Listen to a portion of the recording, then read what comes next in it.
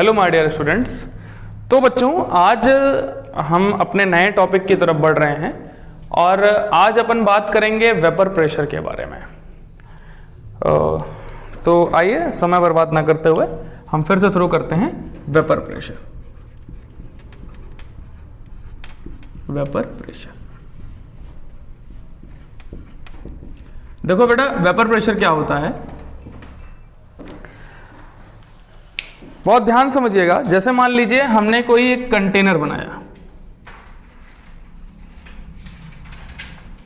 और उसमें नीचे की तरफ हमने रख रखा है, ऐसे लिक्विड रखा है।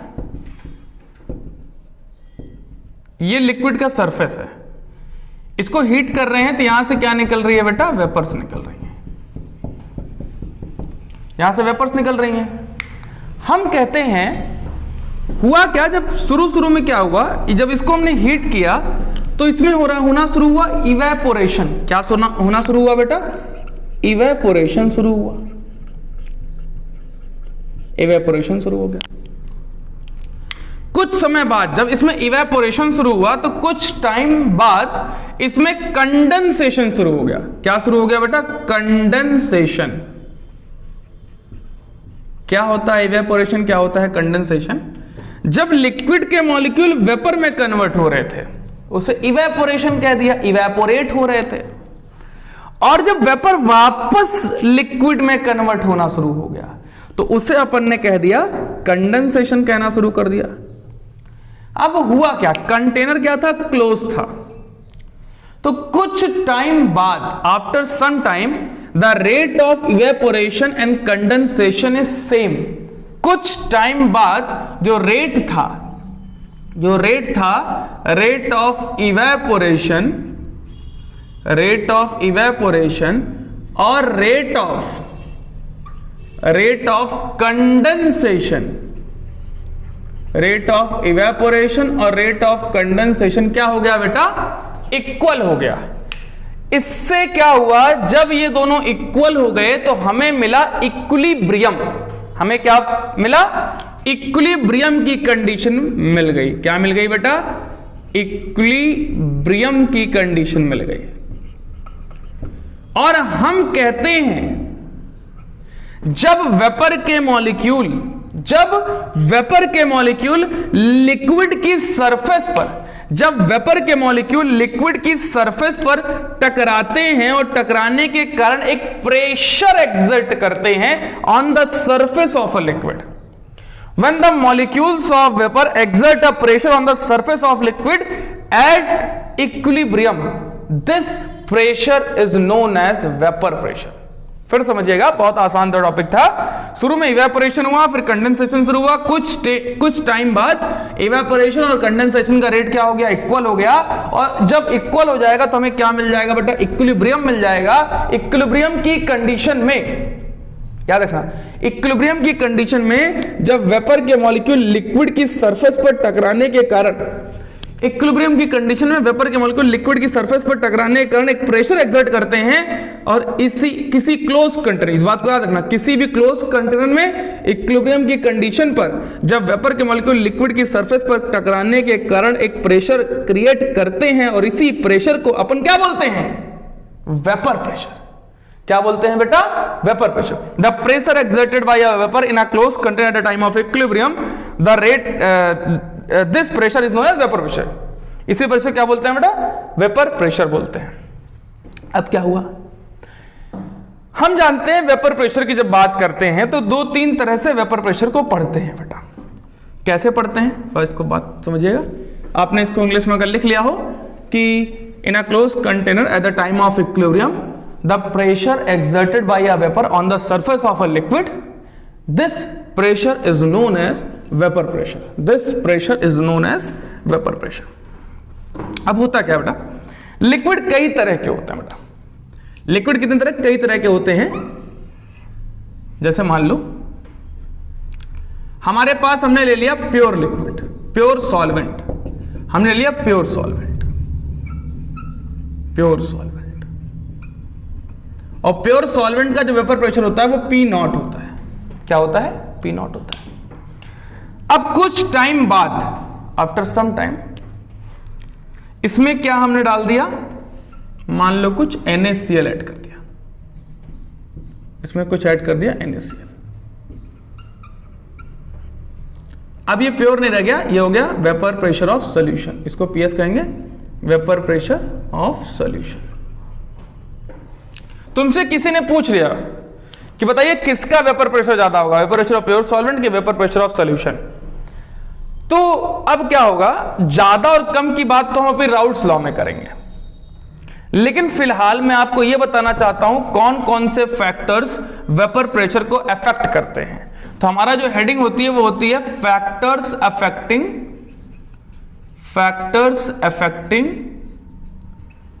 Vapour pressure, factors affecting vapour pressure. तो इसमें याद रखना नेचर अफेक्ट, अगर मैं बात करूं नेचर की, तो नेचर तो वैसे इफेक्ट करेगा, उसमें नेचर से हम आता है साइज और शेप की बात करूं थोड़ा सा। जैसे मान लो इस तरह से कंटेनर रखा, कंटेनर को उठा के पलट के मैं ऐसा रखता हूं, ऊपर की तरफ हमारे पास मान लो वेपर से, ये क्या वेपर था, इस कंटेनर को उठाया और इस सिलेंडर को उठा के ऐसे पलट के रख दिया, तो उससे कोई फर्क नहीं पड़ेगा, साइज से, शेप से, अमाउंट से, इससे फर्क नहीं पड़ता। फर्क किससे पड़ता है, नेचर ऑफ द लिक्विड से। फर्क किससे पड़ता है बेटा, nature of the liquid, nature of solute या सॉल्वेंट से। तो नेचर से फर्क पड़ता है। दूसरा फर्क पड़ता है बेटा टेम्परेचर से, दूसरा फर्क पड़ता है टेम्परेचर से। पहला फर्क पड़ता है नेचर से और दूसरा फर्क पड़ता है टेम्परेचर से। ये दोनों याद रखना, कौन कौन से फैक्टर्स अफेक्ट करते हैं टेम्परेचर को, नेचर ऑफ द लिक्विड या temperature of the container. Temperature बढ़ाओगे तो एंडोथर्मिक रिएक्शन होगी, वेपर प्रेशर बढ़ेगा। टेम्परेचर घटाओगे एक्सोथर्मिक रिएक्शन होगी, वेपर प्रेशर घटेगा। ठीक, तो ये होते हैं हमारे दो फैक्टर जो वेपर प्रेशर को अफेक्ट करते हैं। अब हुआ क्या, जब इसकी स्टडी कर रहे थे, जब इसके बारे में बात कर रहे थे, तो हमारे पास एक साइंटिस्ट आए जिनका नाम था राउल्ट्स, और उन्होंने एक टर्म यहां पर रखा जिसका नाम था राउल्ट्स लॉ। राउल्ट्स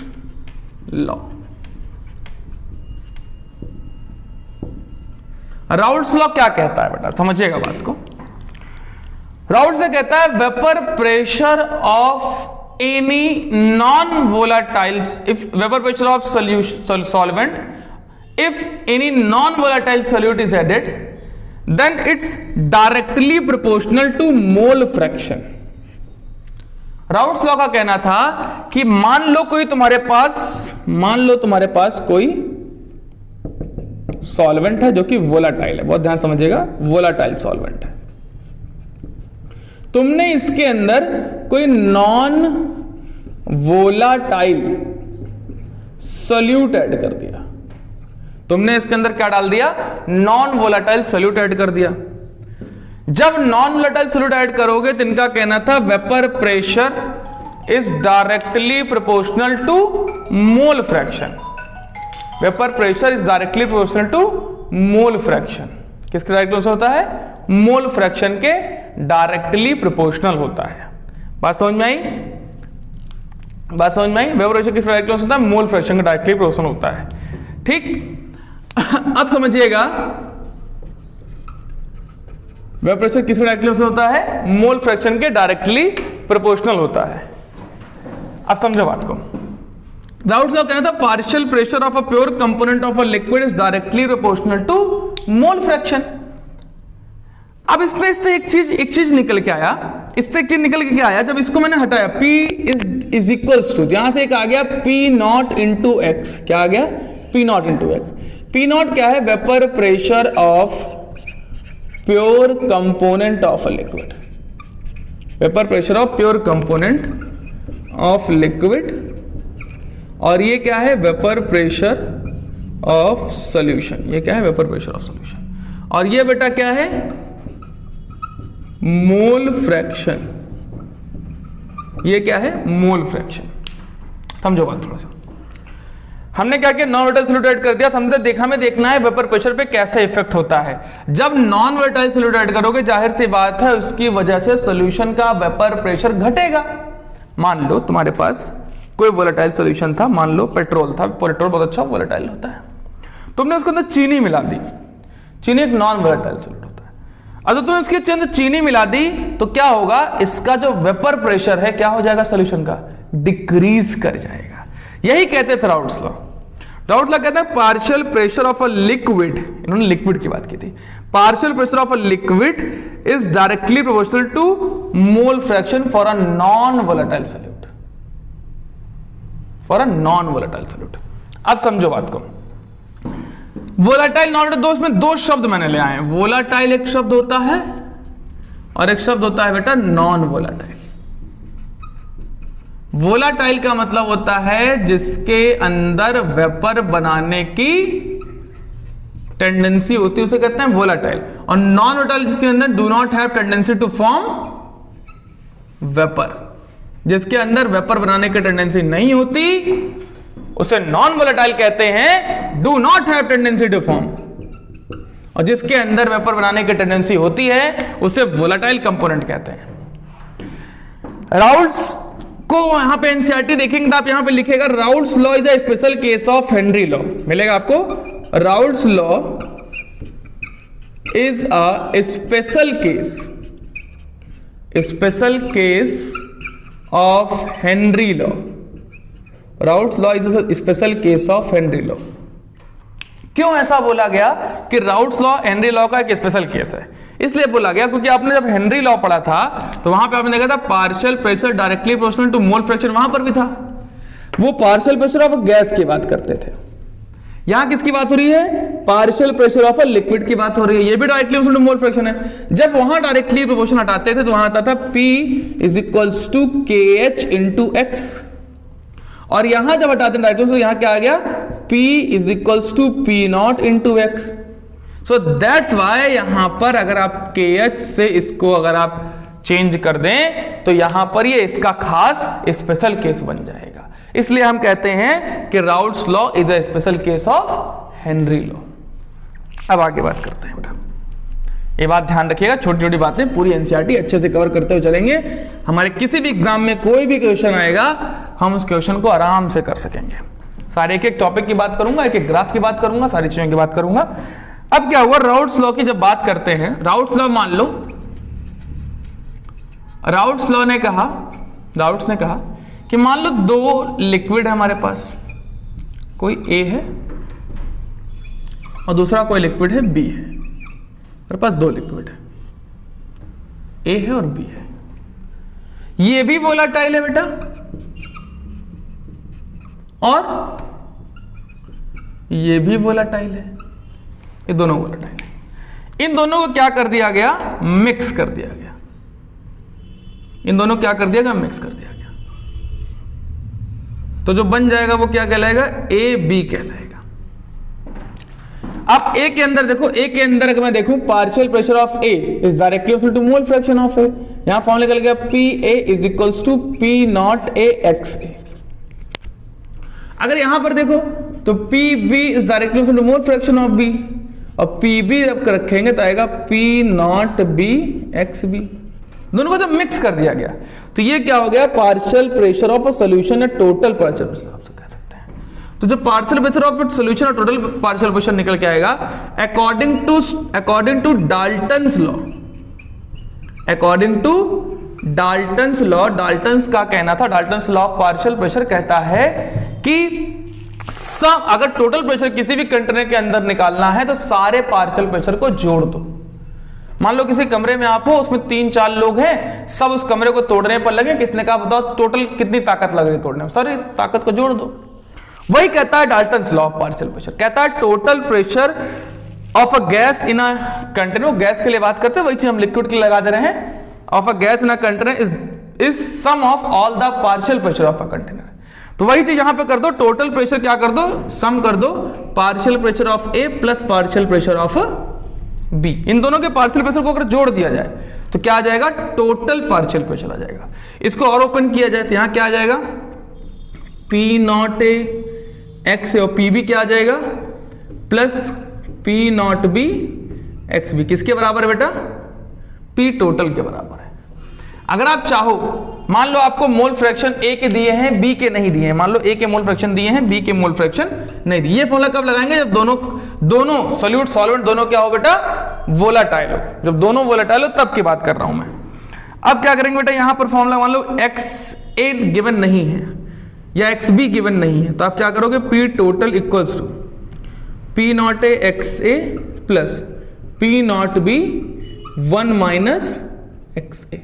रख सकते नहीं रख सकते भाई? टोटल दोनों मोल फ्रैक्शन का जो सम होता है 1 के बराबर होता है, तो एक में से हम एक्स ए घटा दें, जो बचेगा वो एक्स बी हो जाएगा। ठीक, अब इसी फॉर्मूले को और आसान करने, तो बेटा मैं कह रहा था कि पी टोटल जो होगा वो P naught A x A plus P naught B 1 minus x B होगा। अब इसको और सिंप्लीफाई करते हैं तो हमारे पास जो फॉर्मूला निकल के आता है वो पी टोटल का निकल के आएगा P naught B, P naught B, अब यहां पे मैंने पी नॉट बी उठाया, plus P naught A minus P naught B और एक्स ए, ये फॉर्मूला निकल गया। बेटा एक बात याद रखना, अगर आपको एक्स ए दिया है तो शुरुआत, मान लो ए दिया है, शुरुआत आप करना बी से, बी ए। अब मान लो आपको एक्स बी दे दिया होता, तब आप फॉर्मूला में क्या लगते? तब फॉर्मूले में आप रख देते पी टोटल निकालने के लिए शुरुआत करते P naught A plus P naught B minus P naught A x B. आपको एक्स ए दिया, शुरुआत में बी ए और बी दिया होगा तो ए बी। ऐसे आप इस फॉर्मूले को याद रख सकते हो बेटा। तो ये हमारा राउट्स लॉ का फॉर्मूला था। अब जो राउट्स लॉ में आगे बढ़ते हैं हम, तो हमारे पास एक छोटे छोटे 2-3 ग्राफ बनते हैं। आइए उन ग्राफ की बात करते हैं। अब मान लो हमने एक ग्राफ बनाया इस तरीके से, if solute is non volatile, अगर सॉल्यूट नॉन वोलाटाइल है, यहां पे ले लेते हैं एक्स ए 1, एक्स ए यहां पर हो गया 0, एक्स बी यहां पर हो गया 0 और एक्स बी यहां पर हो गया 1। ठीक, मोल फ्रैक्शन के हिसाब से। अब यहां मान लो सॉल्यूट नॉन वोलेटाइल है और हम मान लेते हैं हमारा जो ए है वो सॉल्वेंट है जो कि वोलाटाइल है। क्वेश्चन कुछ भी दे सकता है। बी जो है वो हमारा सॉल्यूट है, वो हमारा क्या है? सॉल्यूट है जो कि वोलाटाइल है, जो कि सॉरी नॉन वोलाटाइल है। वोलाटाइल केस भी करेंगे, ये नॉन वोलेटाइल है। ठीक, अब आपने क्या किया, जब इस फॉर्मूले को हम रखा तो ए क्या है? सॉल्वेंट जो कि वोलाटाइल है। जहां पर सॉल्वेंट वोलाटाइल होगा, ए जो है सॉल्वेंट वोलाटाइल है, यहां पर इसका वेपर प्रेशर भी ज्यादा होगा, जिसका वेपर प्रेशर ज्यादा होगा। और जब आप इससे ए की तरफ बढ़ोगे, जहां पर ए का अमाउंट 0 है, बी का अमाउंट 1 है, तो वहां पर मोल फ्रैक्शन के हिसाब से यहां पर जहां पर इसका मोल फ्रैक्शन सबसे ज्यादा, वहां इसका पार्शियल प्रेशर भी सबसे ज्यादा होगा। एक्स भी तो नॉन वोलेटाइल है ना, तो यहां पर इसका कोई भी पार्शियल प्रेशर नहीं होगा। तो अगर मैं यहां पे लिखूं तो ये पी नॉट ए है। ये क्या है बेटा? पी नॉट ए, मतलब मोल फ्रैक्शन और पार्शियल प्रेशर के बीच में जब ग्राफ बनाया तो कुछ इस तरह से ग्राफ बना। एक दूसरा इससे मिलता जुलता ग्राफ है, if solute and solvent both volatile, अगर दोनों वोलाटाइल हो बेटा, सॉल्यूट भी वोलाटाइल हो, सॉल्वेंट भी वोलाटाइल हो, मतलब ए भी दोनों वोलाटाइल हो, और कहता है if vapour pressure of A is greater than vapour pressure of B. इस बात को याद रखना, ए का वेपर प्रेशर ज्यादा है बी के वेपर प्रेशर से, तो इसी ग्राफ में थोड़ा सा चेंज हो जाता है। क्या चेंज होता है बेटा? यहां मैंने फिर से मान लिया एक्स ए हमारा 1 हो गया, एक्स ए यहां पर 0 हो गया, एक्स बी यहां पर 0 हो गया, और यहां पर एक्स बी कितना हो गया? 1 हो गया। जब इस कंटेनर की बात करेंगे, मान लो इस कंटेनर को क्लोज कर देते हैं, तो यहां पर जो ग्राफ निकल के आएगा वो एक्स ए ज्यादा है। देखो यहां पे लिखा है if vapour pressure of A is greater than vapour pressure of B, मतलब ए का वेपर प्रेशर ज्यादा है, ये ग्राफ गया, और बी का वेपर प्रेशर बेटा क्या है? कम है। तो आप इसको यहां पर लेके जाओ। ये क्या है? पी नॉट ए है, ये क्या है बेटा? पी नॉट बी है। और जब आप इसका समेशन निकालोगे तो यहां जो निकल के आएगा वो टोटल वेपर प्रेशर होगा, वो होगा P naught P A plus P B निकल के आएगा, पी ए प्लस पीबी। ये pure vapour pressure of A, pure vapour pressure of B, total pressure P A plus PB, ये दोनों निकल के आएगा। कुछ इस तरह का ग्राफ बनता है हमारा। ये है ए का वेपर प्रेशर, ये पी ए लिख सकते हैं, और ये है हमारा बी का vapour pressure, vapour pressure sorry, A का वेपर प्रेशर हमारा ए है और बी का वेपर प्रेशर हमारा ये है। इस तरह से हमारा पूरा ग्राफ तैयार होता है। बात समझ में? ग्राफ फिर समझो, फिर समझो, फिर समझो। अगर सोल्यूट नॉन वोलेटाइल, सोल्यूट के पास वेपर प्रेशर होगा ही नहीं, तो हम उस लाइन को क्यों लेके चलें? सिर्फ जहां पर वेपर प्रेशर उसी लाइन को लेके चलेंगे, वहां पार्शियल प्रेशर भी होगा। वो वेपर बनाने की टेंडेंसी उसके पास नहीं है। और जहां पर दोनों वोलेटाइल हो, करा ए ज्यादा वोलेटाइल है तो वो ऊपर की तरफ जाएगा और बी कम वोलेटाइल नीचे की तरफ आएगा। दोनों के बीच में जो ग्राफ बनाएंगे तो ये जो लाइन है हमारी, ये बी की लाइन है, तो पी बी लिख दिया, और ये जो लाइन है हमारा ए की लाइन है, पी ए लिख दिया, और जब टोटल निकाला तो P A plus P B लिख दिया। बात समझ में आई बेटा? इस तरीके से हम इसका ग्राफ के क्वेश्चंस करते हैं।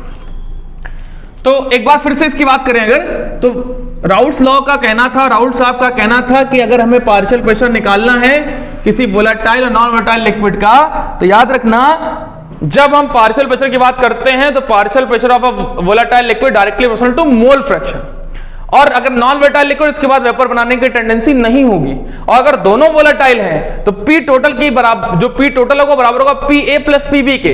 P A P naught A X है और P B P naught B X B के बराबर होगा। ये था हमारा राउट्स लॉ। पूरा हमने फॉर्मूला बताया आपको, वो फॉर्मूला बताया जब हमने पी टोटल निकाला तो पी, अगर मान लो मोल फ्रैक्शन ए का दिया है, शुरुआत करना बी से, P naught B plus P naught A minus P naught B X A. और अगर मान लो हमें दिया है एक्स बी, तो हमें क्या रखना है, पी नॉट शुरुआत करना है ए से, plus P naught B minus P naught ए। ये क्या होगा, टोटल वेपर प्रेशर। इस पर कुछ छोटे छोटे क्वेश्चंस भी आते हैं, उन क्वेश्चंस को भी अपन करेंगे, लेकिन फिलहाल चैप्टर के अंत में, जैसे कि मैंने कहा था चैप्टर के अंत में सारे क्वेश्चंस को करवाऊंगा। अभी फिलहाल मैं आपको ये सारी चीजें समझाता हुआ चलूंगा।